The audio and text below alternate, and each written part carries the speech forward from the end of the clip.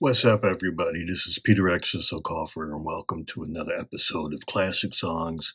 And today we're doing the first of the classic and just monumental metal songs.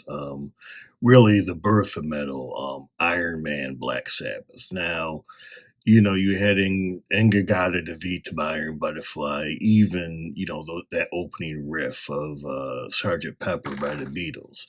But this right here is the real deal because, I loved that opening riff of Sgt. Pepper, and I think that was one of the wow factors, when the Beatles dropped that album.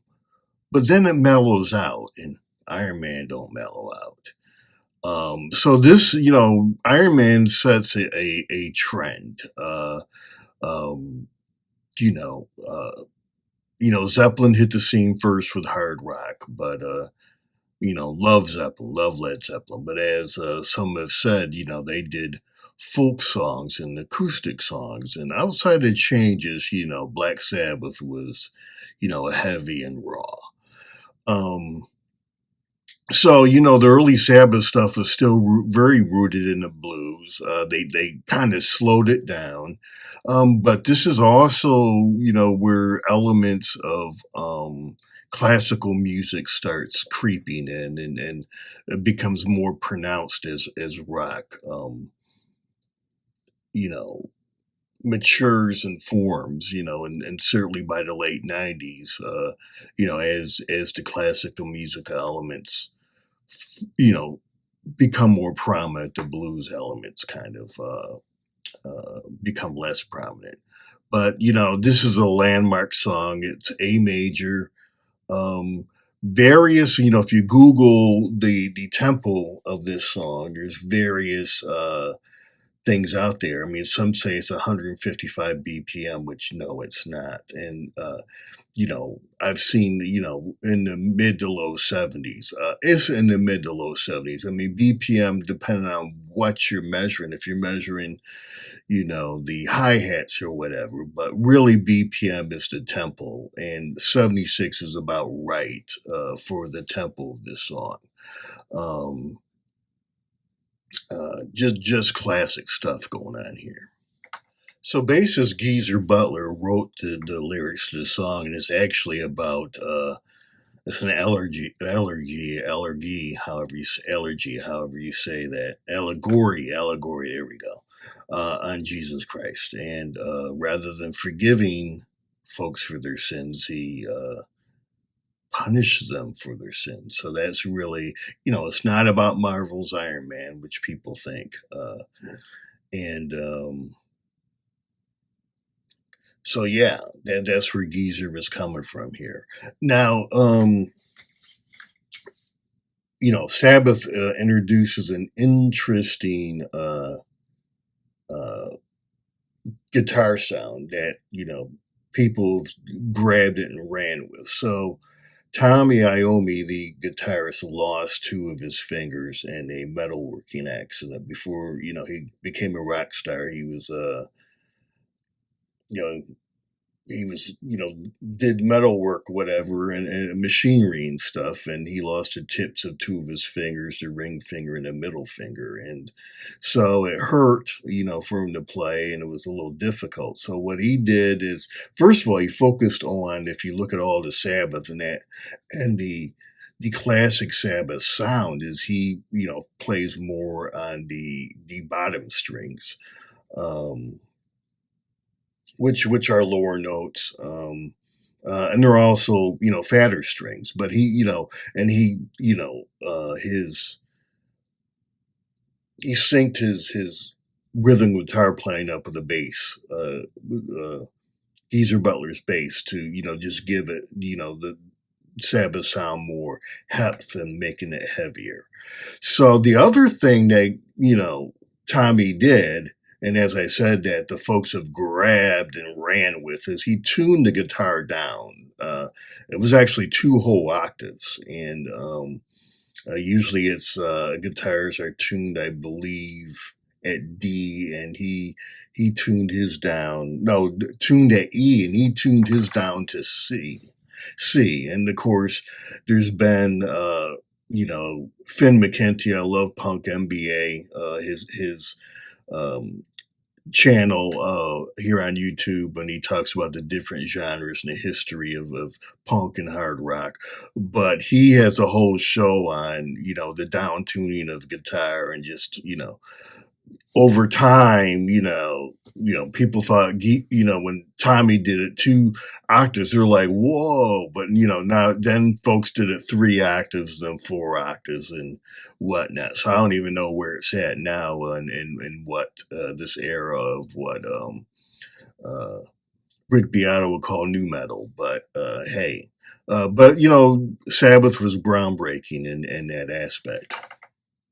Another genre that was famous for tuning down their guitars, and I think it's where the uptick in the down tune was grunge. Because if you that low rumbling dirty sound that Sabbath kind of had, and for whatever reason the classic rockers in the 70s, and then the hair metal. I mean, but the classic rockers, respected and loved Sabbath, but for whatever reason, they wouldn't go there. But grunge, that's why it is kind of grungy, because it is, they're playing on those low notes, and it's dirtier and grungier, like Sabbath was.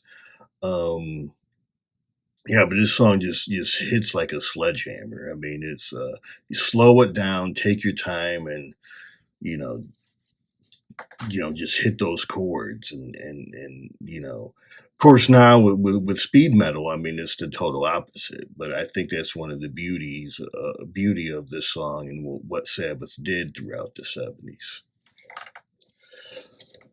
So that very first vocal riff from Ozzy, "I am Iron Man." So folks are still trying to figure out, did he sing that literally through a fan, or was there a ring modulator used, or how they got that effect on those vocals.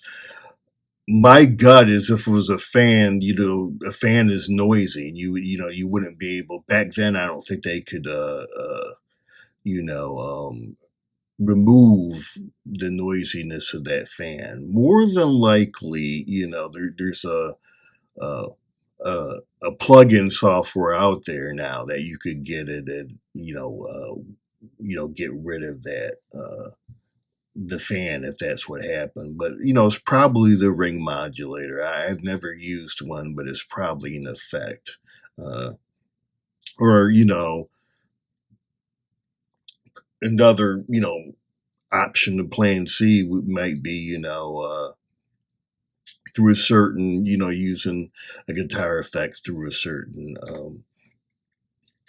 guitar amplifier. But yeah, that "I am Iron Man" and whatever they do with it, that grabs your attention. You just got that. So yeah, this song, hits in the first 10 seconds, and announces itself. And it's still a classic. It's still a classic.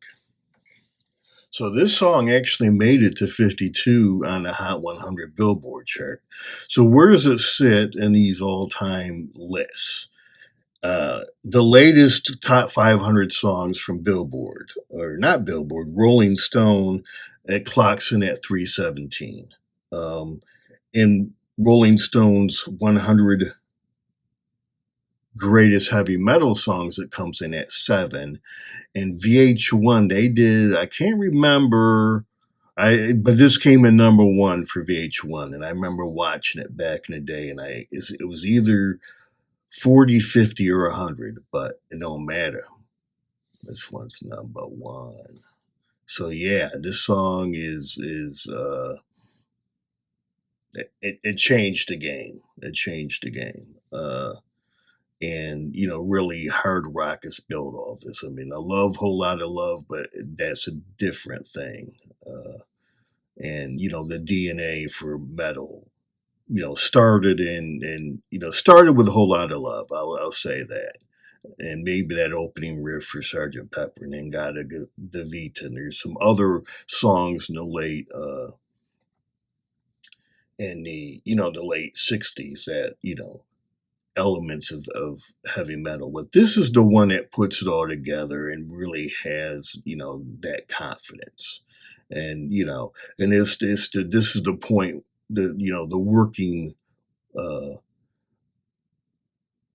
product that the hard rockers and the heavy metalers afterwards would work off of, and then obviously they would do stuff, and folks, things would evolve and change. But there's always these interesting albums and songs that are kind of pivot, where the game changes and things come together like, oh yeah, yeah, there's the blueprint. So this is what I would, this is the blueprint song.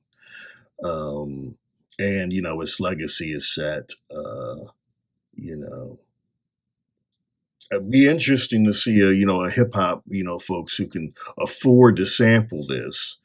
Because hip hop is really, I mean, 76 BPM is not slow. Is hip hop goes from about 70 to 105, 110 BPM. So yeah, it's at the lower end, but you could do something with this, and it'll be interesting. If someone ever tried to sample this. I'm surprised no one has yet. But yeah, kind of short and sweet. But I've covered classic rock and stuff. But eventually I had to hit this one. I mean, this was a game changer. So thanks for coming through. Um, got 5 albums on the streaming channels, also here on YouTube. Check them out. Got 2 science fiction fantasy novels on Amazon and a novella on Amazon. So thanks for coming through, and I'll see you next episode.